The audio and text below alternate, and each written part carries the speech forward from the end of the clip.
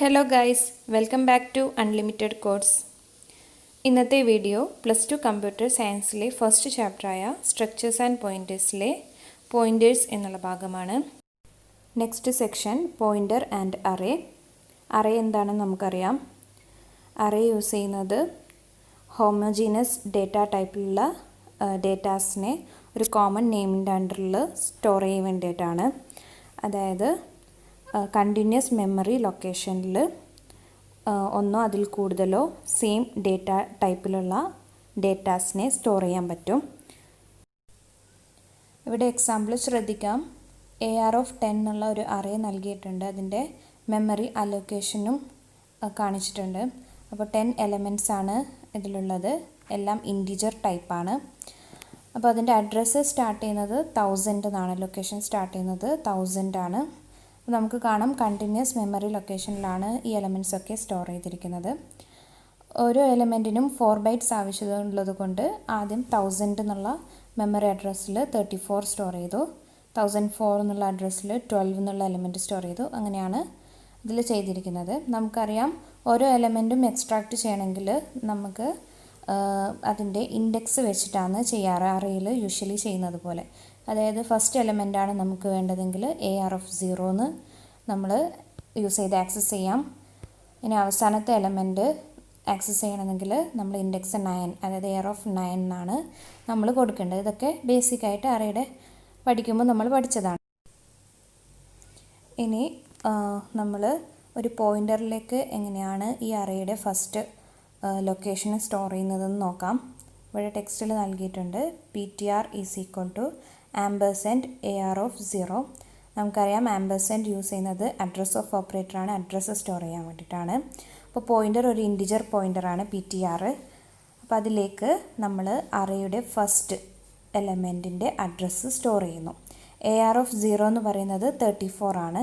പക്ഷേ ആംബർസെൻഡ് AR(0) എന്ന് നൽകുമ്പോൾ ആ 34 സ്റ്റോർ ചെയ്തിരിക്കുന്ന അഡ്രസ്സാണ്, മെമ്മറിയിലെ ലൊക്കേഷനാണ് സ്പെസിഫൈ ചെയ്യുന്നത്. അപ്പോൾ നമുക്കറിയാം AR(0) 34. ആ 34 സ്റ്റോർ ചെയ്തിരിക്കുന്നത് 1000 എന്നുള്ള മെമ്മറി അഡ്രസ്സിലാണ്. സോ ഇവിടെ PTR എന്നുള്ളത് 1000 ആയിട്ട് മാറും. ഇനി കുറച്ച് ഔട്ട്പുട്ട്സ് നോക്കാം. Cout PTR. അപ്പോൾ എന്താണ് ഡിസ്പ്ലേ ചെയ്യുക? 1000, അതായത് ഫസ്റ്റ് എലമെൻറ്റിൻ്റെ അഡ്രസ്സ്.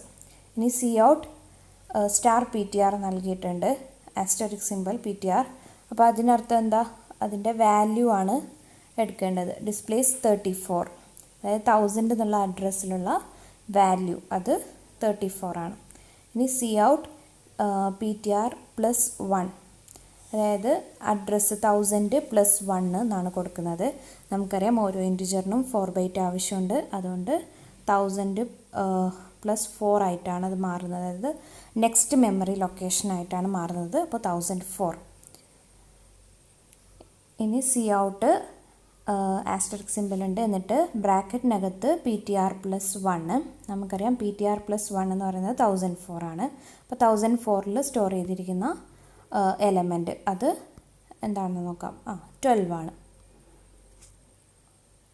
അതായത് ഓരോ എലമെൻറ്റിനും 4 ബൈറ്റ് ആവശ്യമുണ്ട്. അതുകൊണ്ട് PTR +1 എന്ന് നൽകുമ്പോൾ ഈ 1000 മെമ്മറി ലൊക്കേഷൻ അത് കഴിഞ്ഞതിന് ശേഷമുള്ള നെക്സ്റ്റ് സെല്ല് ഏതാ? 1004 ആണ്. ഇവിടെ കാണാം. അതുകൊണ്ടാണ് 1004 എന്ന് മാറുന്നത്. 1001 എന്നല്ലാതെ 1004 ആവാൻ കാരണം അതാണ്. ഇനി നെക്സ്റ്റ് Cout PTR +9. നേരത്തെ ചെയ്ത പോലെ തന്നെയാണ്. PTRൻ്റെ വാല്യൂ 1000 ആണ്. പക്ഷെ ഓരോന്നിനും 4 ബൈറ്റ് ആവശ്യമുള്ളത് കൊണ്ട് PTR +9 × 4 എന്ന് വരും. ഓക്കെ, അതായത് ഓരോന്നിനും 4 ബൈറ്റ് ആവശ്യമുള്ളത് കൊണ്ട് അത് ഡിസ്പ്ലേ ചെയ്യുന്നത് 1036. നെക്സ്റ്റ് Cout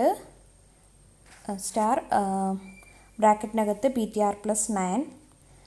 PTR +9 1036 ആണ്. അപ്പോൾ അതിൽ വാല്യൂ 19 ആയിരിക്കും. അപ്പോൾ 19 ആയിരിക്കും ഡിസ്പ്ലേ ചെയ്യുന്നത്. അതായത് AR(9)ലെ വാല്യൂ ആണ് ഡിസ്പ്ലേ ചെയ്യുന്നത്.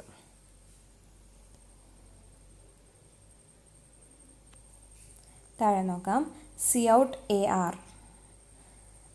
എന്താണ് AR എന്ന് വെച്ചാൽ അറേ ആണ്. പക്ഷേ അതിൻ്റെ അഡ്രസ്സാണ് ഡിസ്പ്ലേ ചെയ്യുക 1000. നമുക്കറിയാം എപ്പോഴും സ്റ്റാർട്ടിങ്ങിലെ അഡ്രസ്സായിരിക്കും ഒരു അറേയുടെ അഡ്രസ്സായിട്ട് മാറുക.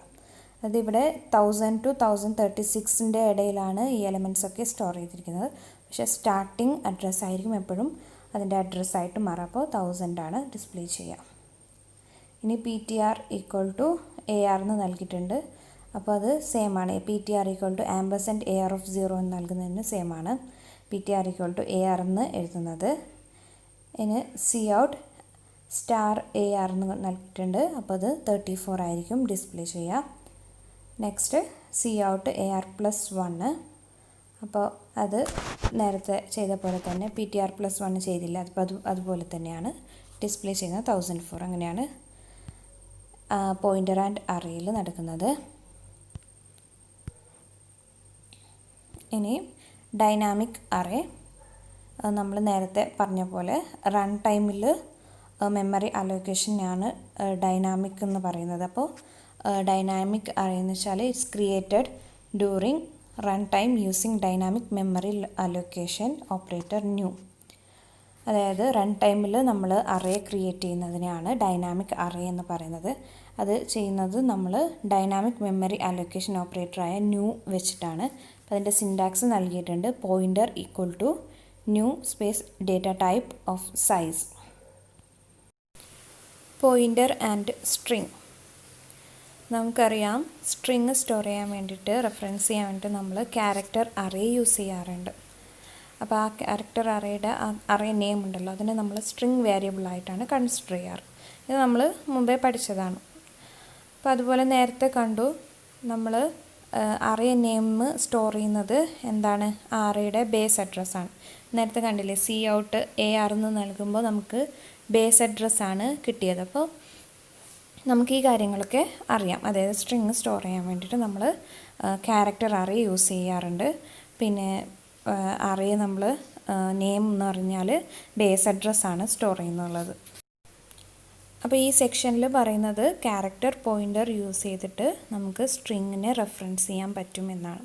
അതായത് നമ്മൾ ക്യാരക്ടർ അറേ യൂസ് ചെയ്തിട്ട് നമ്മൾ സ്ട്രിങ് റെഫറൻസ് ചെയ്യാറുണ്ട്. അതുപോലെ തന്നെ ക്യാരക്ടർ പോയിൻ്റർ വെച്ചിട്ട് നമുക്കൊരു സ്ട്രിങ് റെഫറൻസ് ചെയ്യാൻ പറ്റും എന്നാണ് പറയുന്നത്. ഇവിടെ എക്സാമ്പിൾ നോക്കാം. char str of 20 ഒരു ക്യാരക്ടർ അറേയാണ്. അപ്പോൾ അതിൽ നമ്മൾ സ്ട്രിങ് സ്റ്റോർ ചെയ്യാൻ വേണ്ടിയിട്ടാണ് ഡിക്ലെയർ ചെയ്തിരിക്കുന്നത്. നെക്സ്റ്റ് char star sp അതായത് പോയിൻ്റർ ക്യാരക്ടർ പോയിൻ്റർ ഡിക്ലെയർ ചെയ്തു. ഇനി cin str നൽകിയിട്ടുണ്ട്. അതായത് നമ്മൾ വേണമെങ്കിൽ ഒരു സ്ട്രിങ് അതിൽ ഇനീഷ്യലൈസ് ചെയ്യാം. അവിടെ തന്നെ char str of 20 equal to program എന്ന് വേണമെങ്കിൽ നൽകാം. അതായത് പ്രോഗ്രാം എന്നുള്ള സ്ട്രിങ് അതിൽ സ്റ്റോർ ചെയ്യാം. സപ്പോസ് സ്ട്രിങ് പ്രോഗ്രാം ആണെന്ന് വിചാരിക്കാം. Cout str നൽകുമ്പോൾ എന്താ അത് ഡിസ്പ്ലേ ചെയ്ത് തരിക, പ്രോഗ്രാം എന്നായിരിക്കും. അതായത് നേരത്തെ നമ്മൾ Cout AR എന്ന് നൽകുമ്പോൾ ബേസ് അഡ്രസ്സ് ആയിരുന്നു അവിടെ ഡിസ്പ്ലേ ചെയ്ത് വന്നത്. പക്ഷേ ഇതൊരു ക്യാരക്ടർ അറേയാണ്. അപ്പോൾ അത് ഡിസ്പ്ലേ ചെയ്യുക അതിൽ സ്റ്റോർ ചെയ്തിരിക്കുന്ന സ്ട്രിങ് ആയിരിക്കും. Next SP is equal to str എന്ന് നൽകിയിട്ടുണ്ട്. അതായത് നമ്മളുടെ ക്യാരക്ടർ പോയിൻ്ററിലേക്ക് ഈ ക്യാരക്ടർ അറേ സ്റ്റോർ ചെയ്യാണ് ചെയ്യുന്നത്. കണ്ടൻറ്റ് ASTRലുള്ള കണ്ടൻറ്റ്സൊക്കെ SPയിലേക്ക് കോപ്പി ചെയ്യും. ഇപ്പോൾ Cout SP എന്ന് നൽകുമ്പോൾ സെയിം നേരത്തെ ഡിസ്പ്ലേ ചെയ്ത പ്രോഗ്രാം എന്നുള്ള സ്ട്രിങ് അതുപോലെ തന്നെ ഇതിലും ഡിസ്പ്ലേ ചെയ്ത് വരും. Advantages of character pointer.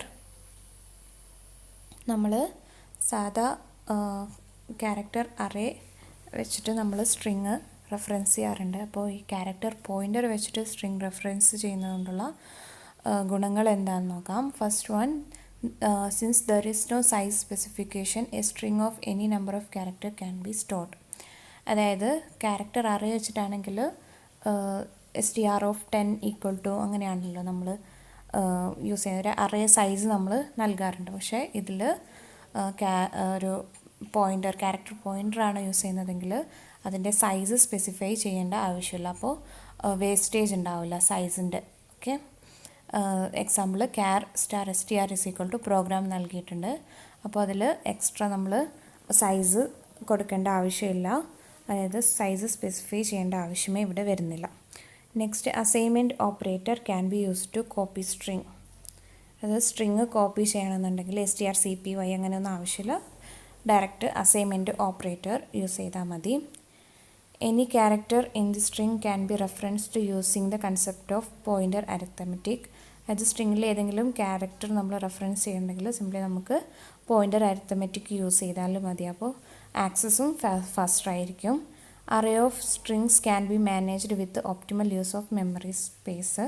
അതായത് മെമ്മറി സ്പേസ് വളരെ കുറവാണ് ആവശ്യം വരിക. അപ്പോൾ അതും അതിൻ്റെ അഡ്വാൻറ്റേജാണ്. Next one, array of strings. ഒന്നിൽ കൂടുതൽ സ്ട്രിങ്സ് സ്റ്റോർ ചെയ്യാൻ വേണ്ടിയിട്ട് നമുക്ക് ക്യാരക്ടർ അറേ അല്ലെങ്കിൽ ക്യാരക്ടർ പോയിൻ്റർ യൂസ് ചെയ്യാവുന്നതാണ്.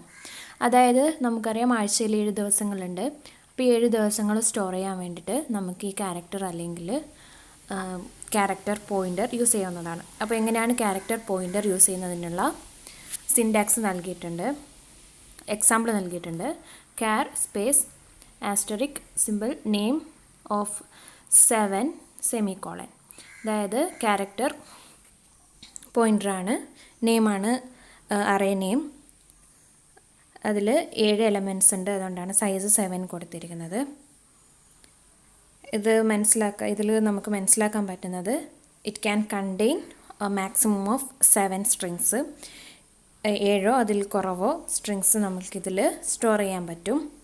അപ്പോൾ അതിൽ നമുക്ക് ഇനിഷ്യലൈസ് ചെയ്യാൻ പറ്റുന്നത് എങ്ങനെയാണെന്ന് നോക്കാം. ക്യാർ സ്റ്റാർ വീക്ക് ഓഫ് 7, അതായത് 7 ദിവസങ്ങളിൽ സ്റ്റോർ ചെയ്യാൻ വേണ്ടിയിട്ടുള്ള അറയാണ്. അപ്പം അതിൽ സൺഡേ, മൺഡേ, ട്യൂസ്ഡേ അങ്ങനെ സാറ്റർഡേ വരെ ദിവസങ്ങൾ നമ്മൾ സ്റ്റോർ ചെയ്യുന്നു. സെമിക്കോളൻ ഈ സ്ട്രിങ്സൊക്കെയാണ് അതിൽ സ്റ്റോർ ചെയ്യുന്നത്. ഇനി ഈ വീക്ക് എന്നുള്ള ക്യാരക്ടർ പോയിൻ്ററിൽ ഈ വീക്സൊക്കെ എങ്ങനെയാണ് സ്റ്റോർ ചെയ്തിരിക്കുന്നതെന്ന് നോക്കാം.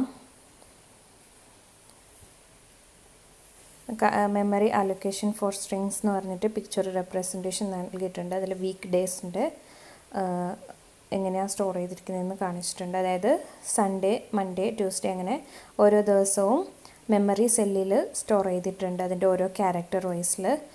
ഇവിടെ ശ്രദ്ധിക്കേണ്ടത്, നമുക്കറിയാം സ്ട്രിങ്ങിൽ എപ്പോഴും അവസാനത്തെ ക്യാരക്ടർ നൾ ക്യാരക്ടർ ആയിരിക്കും, അതായത് /0. അതിനും പ്രത്യേകം മെമ്മറി അലൊക്കേഷൻ നൽകുന്നുണ്ട്.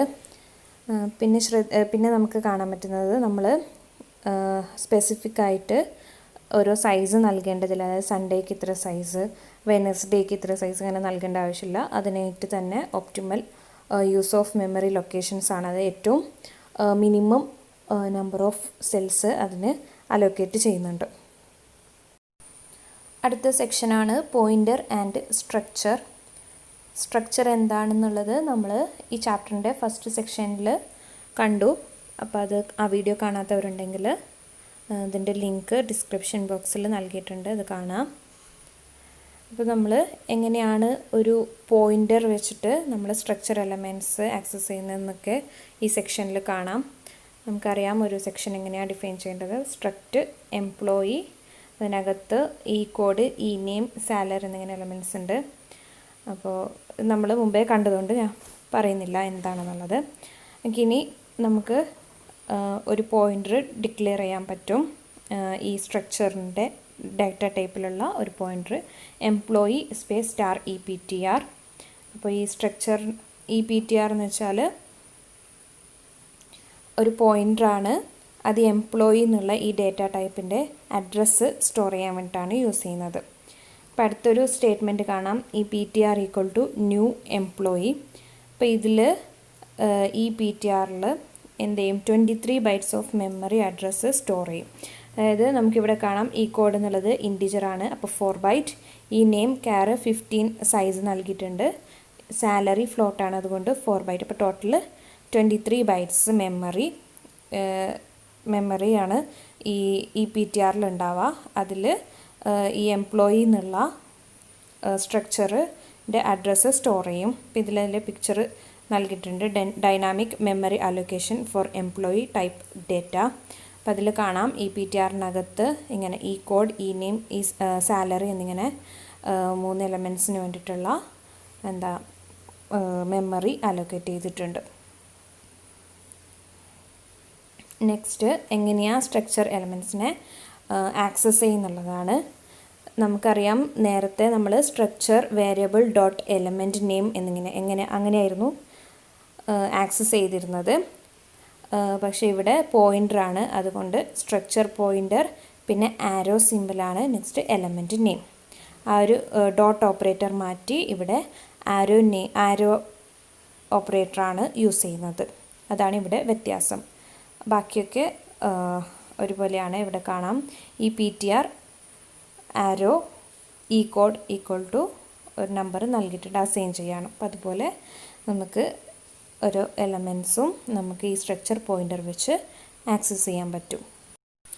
സെൽഫ് റെഫറൻഷ്യൽ സ്ട്രക്ചർ സിമ്പിളായിട്ട് പറയുകയാണെങ്കിൽ അത് സിമ്പിളി ഒരു സ്ട്രക്ചറാണ്. അതിലേതെങ്കിലും ഒരു എലമെൻറ്റ് പോയിൻ്റർ ആയിരിക്കും. അതായത് ആ സ്ട്രക്ചറിൽ നമുക്ക് ഓരോ എലമെൻറ്റ്സ് നമ്മൾ ഡിക്ലെയർ ചെയ്യൂലേ, അപ്പോൾ അതിലൊരു എലമെൻറ്റ് പോയിൻ്റർ ആണെങ്കിൽ അതിനെ സെൽഫ് റെഫറൻഷ്യൽ സ്ട്രക്ചർ എന്ന് വിളിക്കാം. Is a structure in which one of the elements is a pointer to the same structure. അതിൽ ഏതെങ്കിലും ഒരു എലമെൻറ്റ് സെയിം സ്ട്രക്ചറിനെ പോയിൻ്റ് ചെയ്യുന്ന ഒരു പോയിൻ്റർ ആയിരിക്കും. അപ്പോൾ അതിനെയാണ് സെൽഫ് റെഫറൻഷ്യൽ സ്ട്രക്ചർ എന്ന് പറയുന്നത്. അപ്പോൾ അതിൻ്റെ എക്സാമ്പിൾ ഇവിടെയുണ്ട്. സ്ട്രക്ട് എംപ്ലോയി എന്ന് പറഞ്ഞാൽ എംപ്ലോയി എന്നുള്ളൊരു സ്ട്രക്ചറാണ്. അപ്പോൾ അതിലെ എലമെൻറ്റ്സിൽ ഒരു എലമെൻ്റാണ് എംപ്ലോയി സ്റ്റാർ EP എന്ന് പറയുന്നത്. അതായത് സെയിം എംപ്ലോയി ഡേറ്റ ടൈപ്പിനെ പോയിൻ്റ് ചെയ്യുന്ന ഒരു പോയിൻ്ററാണ് EP എന്നുള്ളത്. The element EP is a pointer of employee data type. Okay, അപ്പോൾ അതിനെയാണ് സെൽഫ് റെഫറൻഷ്യൽ സ്ട്രക്ചർ എന്ന് പറയുന്നത്. അപ്പോൾ അത് മിക്കവാറും എക്സാംസിനൊക്കെ ചോദിക്കാറുണ്ട്. അപ്പോൾ അതിന് എക്സാമ്പിളാണ് ലിങ്ക്ഡ് ലിസ്റ്റ്, ട്രീസ് എക്സെട്ര. അപ്പോൾ അതൊക്കെ ലേറ്റർ ക്ലാസ്സിൽ പഠിക്കാനുള്ളതാണ്. സ്ട്രക്ചർ ആൻഡ് പോയിൻറ്റേഴ്സ് എന്ന ചാപ്റ്ററിൻ്റെ അവസാനത്തെ ഭാഗമായിരുന്നു ഈ വീഡിയോ ഇഷ്ടപ്പെട്ടാൽ please don't forget to subscribe, like and press the bell icon for the notifications.